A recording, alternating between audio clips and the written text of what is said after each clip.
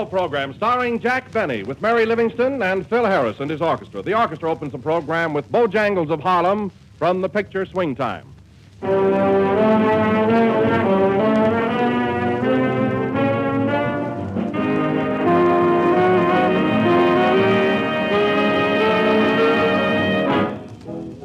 Here's timely news for these exciting football days.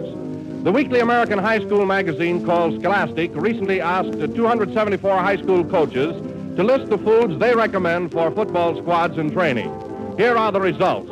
Milk headed the beverage list. Apples were first among fruit. And Jell-O topped all other desserts. That vote of confidence means a lot to Jell-O, for those 274 coaches represent some 245,000 high school athletes. Jell-O is good for them. But that isn't all. Jell-O also tastes good to them, extra good. And not only to athletes, but to everyone else, old and young as well. For Jell-O is luscious. Of all gelatin desserts, Jell-O and only Jell-O brings you that delicious, extra-rich fruit flavor. So if you want the best, don't accept any substitutes. Get the real thing. Insist on genuine Jell-O.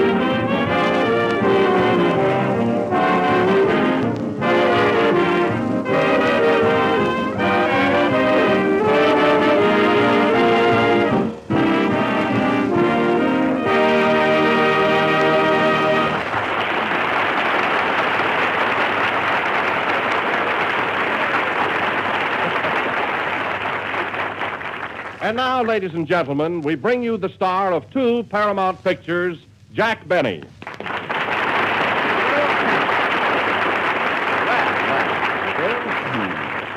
Love sends a little gift of roses. Oh, Don, you got my introduction wrong. It's not the star of two Paramount pictures. It's the star of many Paramount pictures. Oh, sorry, Jack, my error. So now, ladies and gentlemen, we bring you the star of too many Paramount pictures, Jack Benny.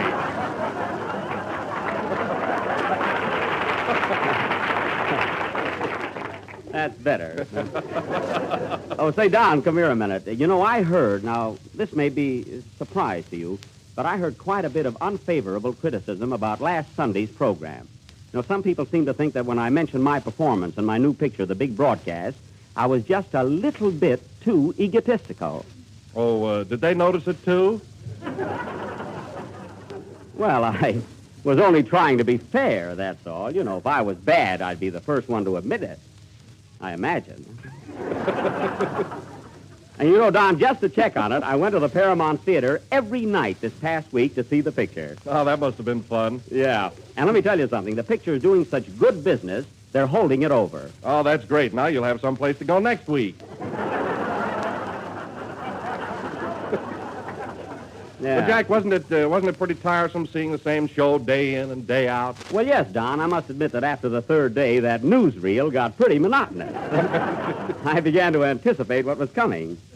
You know, Spain is in pretty bad shape right now. So are you. Pardon me, sir, but these microphones are for the use of the cast only. I'm sorry.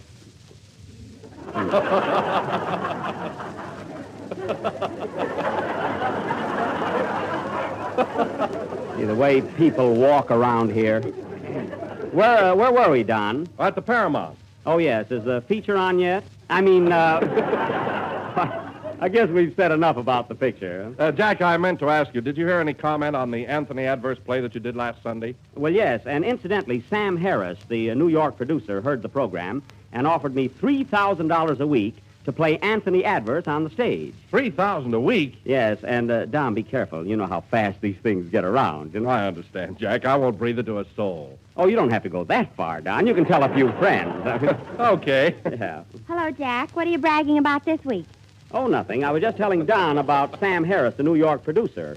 See, he offered me $4,000 a week to play Anthony Adverse on the stage. You know, Frederick March's part. Are you surprised, Mary? No, I was calling my dog. You know, Jack, I'm surprised Sam Harris didn't get Frederick March for the part. Now, Don, I'm sure Mr. Harris knows what he's doing. Besides, I think there's something March-like about me. Don't you, Mary? You're full of wind, if that's what you mean. I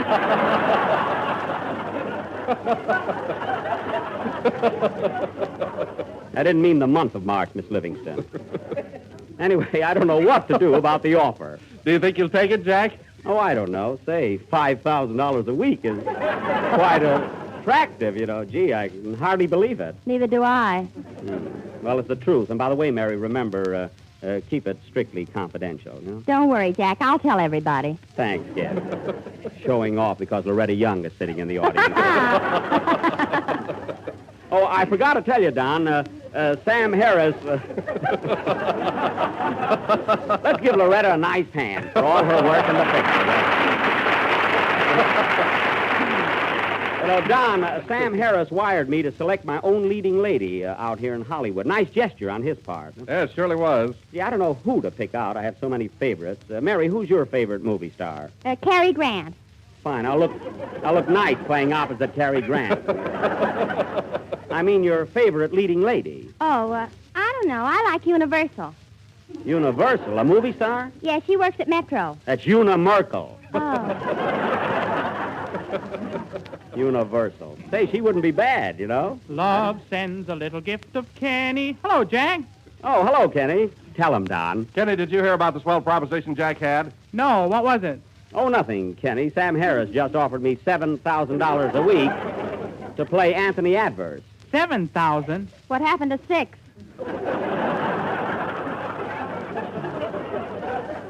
You know, Kenny, what really bothers me is I got to find a leading lady out here, and I don't know who to get.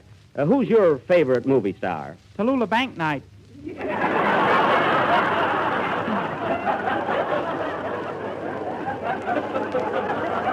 Tallulah Bank Night. Kenny, you mean Bankhead. It's not Bank Night. Oh, I don't care. I never win anyway. Well, what do you go for? Blonde.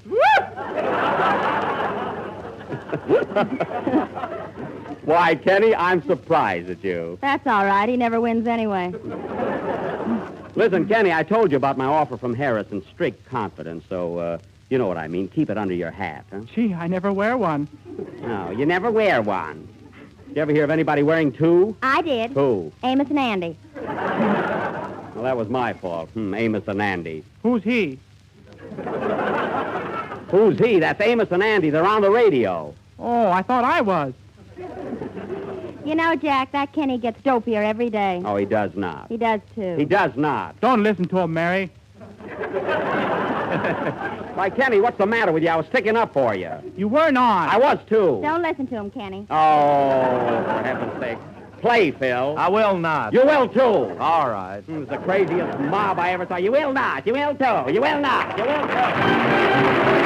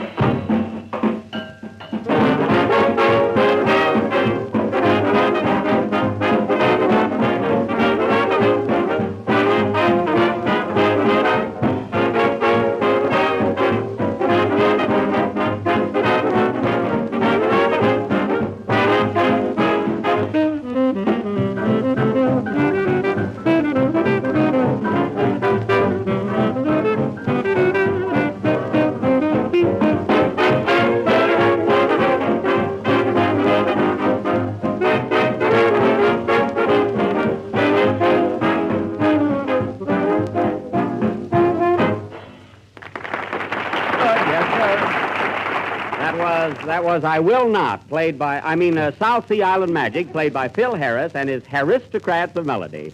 I kind of like that.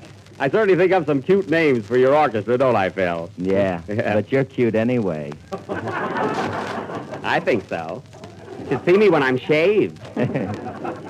Say, Jack, I hear you have an opportunity to appear on the legitimate stage. Is that right? Oh, yes. Well, are you going to do it? Well, I'd like to. Sam Harris is a swell guy to work for, and a change is good for anybody. Of course, Phil, you'll keep this under your hat, won't you? Well, I'm sorry, but I just loaned it to Kenny. No. I never saw a program with so few hats. Mary, what are you laughing at? Knock, knock. Oh, all right. Who's there? Huh? Few hats. Few hats who? Few hats who? If you had some better jokes, I wouldn't have to knock, knock.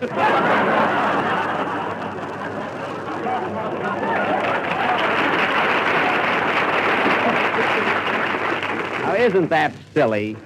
Well, Jack, I want to wish you a lot of success in your new venture. Sort of looks like you're going from one Harris to another. Oh, yes. And Phil, you don't happen to be related to him, do you, Phil? No, Jack. You see, he spells his name Harris. I see. How do you spell yours? Yours. Oh. Okay. Well, there is a difference there. I know. There is. Pardon me, Mr. Harris. I just finished the arrangement of your last number. Do you mind if I leave now? No, go right ahead. Oh, just a minute. Say, Jack, you haven't met my new arranger, have you? No. Well, I want you to shake hands with Mr. Blue. He's a great admirer of yours. Well, I'm very glad to know you, Mr. Blue. Oh, that's all right. Well, have you been with Phil a long time? Well, I used to have my own orchestra in San Diego, but I've been with this band now about 4 or 5 weeks. Oh, so you had your own orchestra, eh? Well, what made you give it up? Well, we were playing in a great big ballroom, and an awful big place, but nobody ever showed up, and those things kind of depressed me.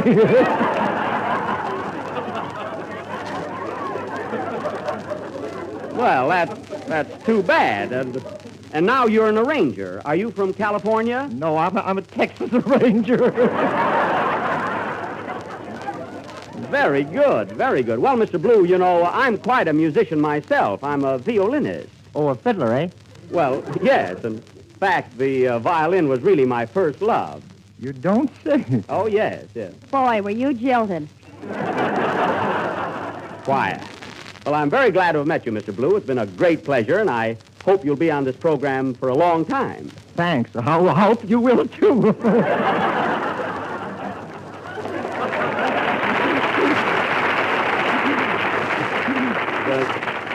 Awfully nice fellow. What do you think of him, Mary? Things like that depress me.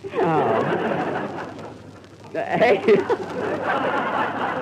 Hey, Kenny. Where's Kenny? Here I am, Jack. Oh, it's time for your song. What's it going to be tonight? Well, Jack, I want to do something real good, so I'm going to sing Make Believe from Showboat. All right, go ahead. Oh, wait a minute. Say, Don, we're about halfway through our program. Haven't you been strangely silent? What do you mean, Jack? You know. Oh, yes, Jack. Jell-O is first in favor because it's first in flavor. So be sure to insist on genuine Jell-O, which comes in 6 delicious flavors. Strawberry, raspberry, cherry, orange, lemon, and lime.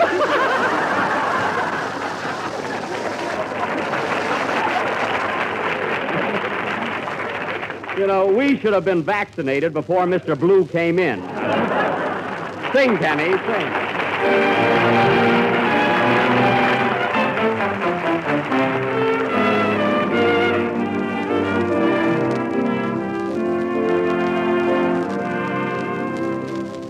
The game of just supposing is the sweetest game I know.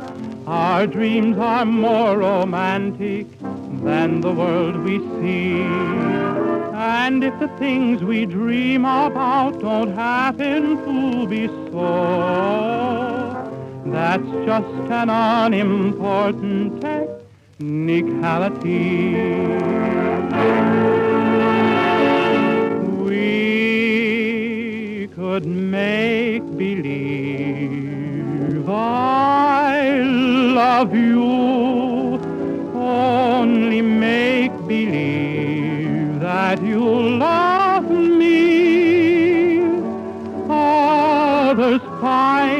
peace of mind in pretending.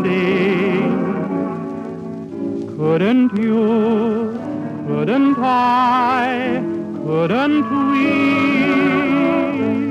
make believe our lips are blended in a phantom kiss, or two, or three? Might as well make believe I love you. For to tell the truth,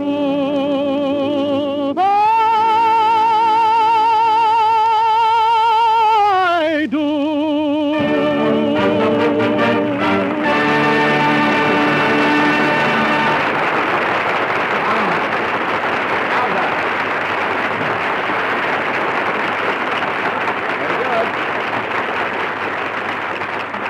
That was Jerome Kern's Make Believe, sung by Kenny Baker with Phil Harris at the baton.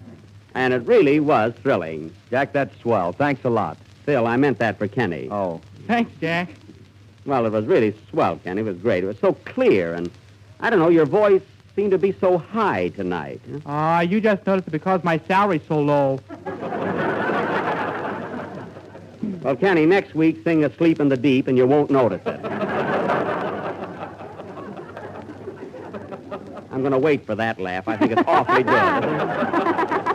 And now, ladies and gentlemen, before going any further with tonight's program, I feel that I must take advantage of this opportunity and announce our feature attraction for next week.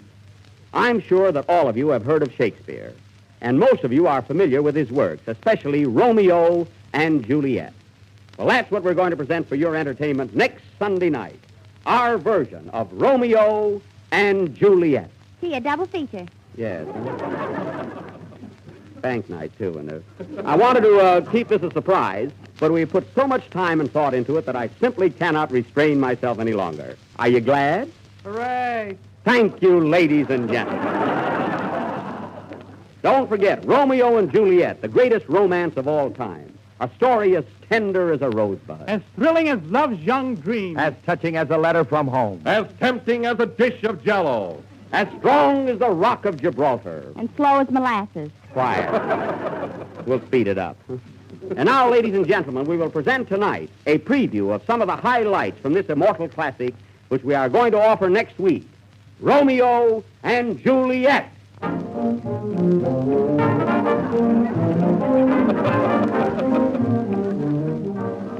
Romance. Ah, Juliet, my love. Wherefore art thou, Juliet? Up here on yon balcony. Come, climb up to me, Romeo. Wait, my sweet, whilst I build this ladder.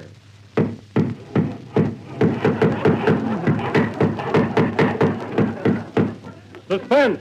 Ah, Juliet, my betrothed. The ladder is nearly finished. Tell me, is thine father home? Yes. Gazoo. Drama. Well, children, it sure is nice to see you all this evening. And I... He said grandma, not grandma.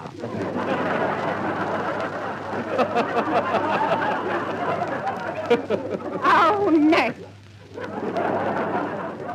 Tragedy. Ah, methinks my task is complete. I shall ascend yon ladder to my love. Ah, can this be the balcony? No, this is a mezzanine. The balcony is 3 flights up. Then I shall climb further.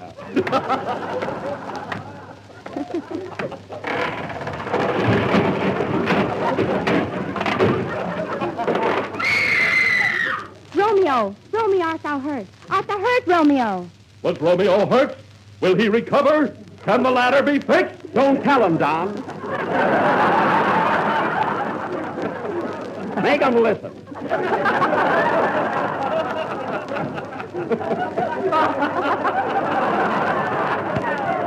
So, ladies and gentlemen, be sure and listen in next Sunday night when we offer our complete version of Romeo and Juliet. Ah, to be or not to be, that is the question. Answer the phone, Mary. Hello? Who? It's for you, Jack. New York calling. It's Mr. Lawton Campbell of General Foods. Oh, the boss. Mhm. Well, Hello? Hello, Mr. Campbell. Yes, yes. Did you hear what we're going to do next Sunday night? What's that? Oh. Why, I thought it was a swell idea. But, Mr. Campbell, we've spent a lot of time preparing it, and, gee, we've already built the ladder. No, it isn't the money. It's the principle of the thing. Now, what? Now, wait a minute, Mr. Campbell. I know you're the sponsor, and your word is law. But I've always tried to please you, and I think this is going just a little too far. Careful what you say, Jack. Please, Don.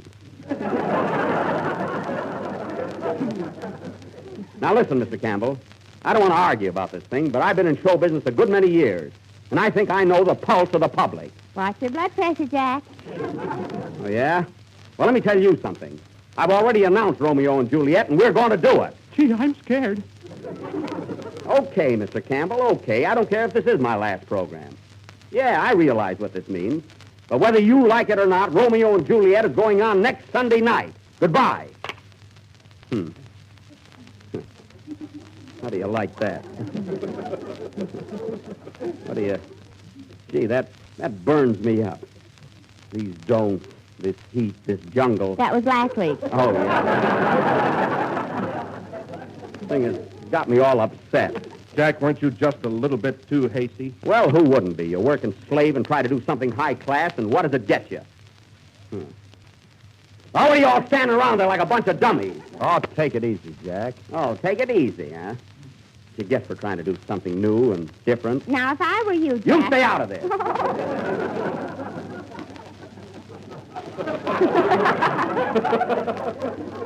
It ain't Charles Lawson talking either. Now, listen, fellas. We're going through with this. We'll find out who's running this program. Boss or no boss. Romeo and Juliet goes on next Sunday night. And a boy, Jack. Yes, sir. Yes, sirree. Kills me.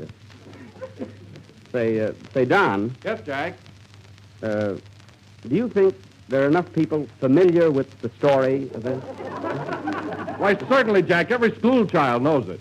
Well, I mean, do you think there are enough school children? I mean, you know, I don't want to do something What's the matter now? You trying to get out of it? Who, me?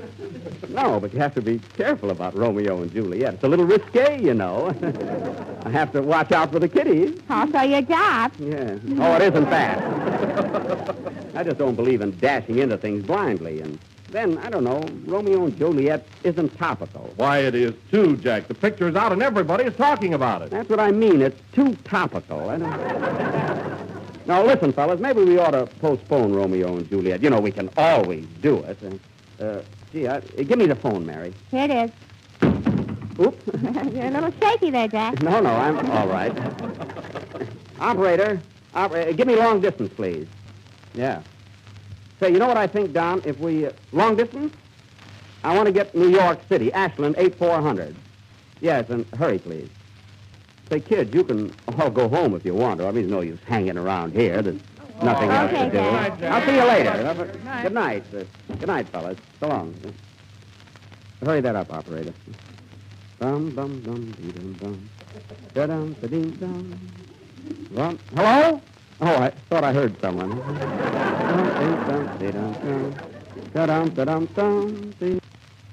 Hello? I want to speak to Mr. Campbell, please. Mr. Campbell? This is Jack Benny again. Yeah. Yes.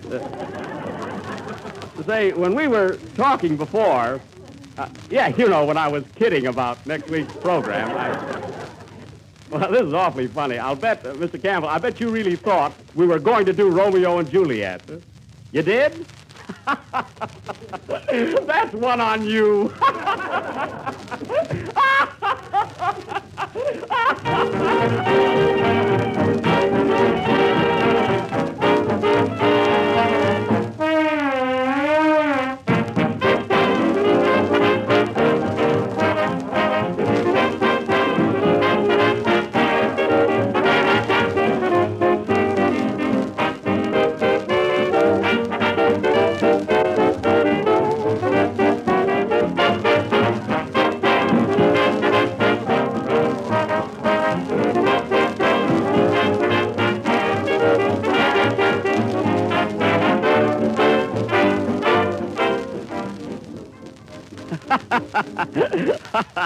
Yes, I sure will. Yes, sir.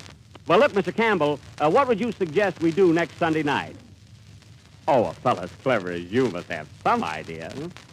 What's that? A minstrel show? Oh, you mean a real old-fashioned minstrel show? Oh, sure. Thanks. Gee, I think that's a swell idea. What's that? Oh, no, Mr. Campbell, no, you can't be the interlocutor. That's my job. So I'll have to put my foot down there. Mildly, of course. Well, goodbye, Mr. Campbell. Thanks for calling. Oh, yes, I called you. Yeah, well, thanks anyway. Say, Mr. Campbell, I sure was a bad boy, wasn't I? Well, goodbye. Goodbye. Well,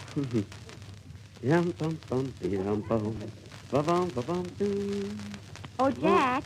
Why, Mary, I thought you went home. Well, I decided to wait for you, Jack. I was a little worried. Oh, everything is okay. And in fact, I have a surprise for you, Mary. I just thought of a terrific idea.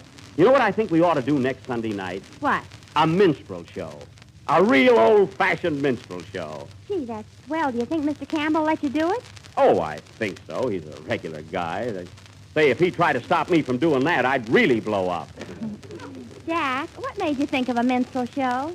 Oh, I don't know. It just flashed through my mind. I guess you'd call it inspiration. You know what inspiration means, Mary, huh? Yeah, an order from the boss. You little eavesdropper. Say, Mary, if you wait a few minutes, I'll take you home. Okay. I won't be long. Okay. Play, boys. Bum, bum, bum.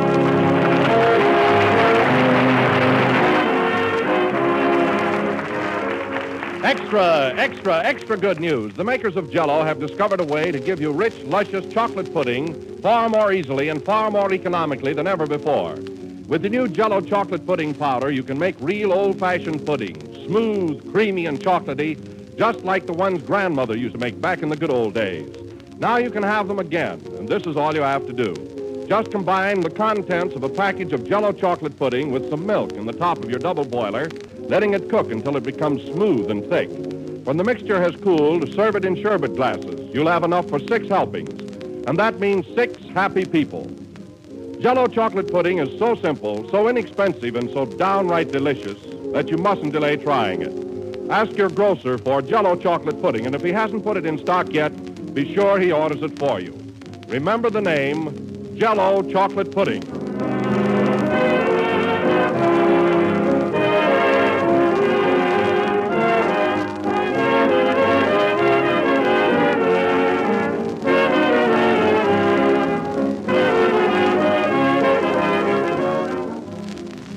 The last number of the 4th program in the new Jell-O series, and we'll be black next week with our minstrel show. Get it? Mr. Benny. Oh, Mr. Blue, are you still here? Say, I heard you talking about that minstrel show next week, and I'd like to be in it. Why, what could you do? Well, I thought that maybe I could sort of play the villain. A villain in a minstrel show. Good night, folks.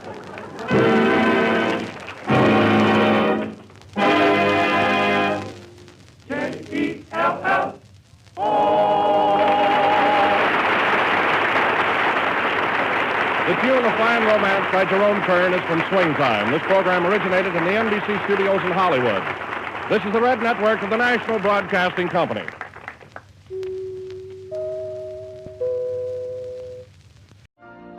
You've been listening to the OTR Gold Network. Find more classic radio at otrgold.com.